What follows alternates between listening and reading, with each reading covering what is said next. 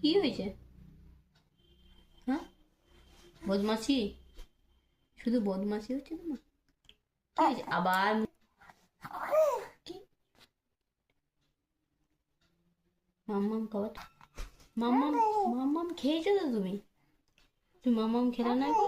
হ্যাঁ, এটা হাত যায় না মুখে, পেটে নোংরা চলে যাবে। ছি, ভিজে যাচ্ছে, হাত দুটো বেঁধে দেবো। দুষ্টু পচু, পচু তুমি, তুমি পচু।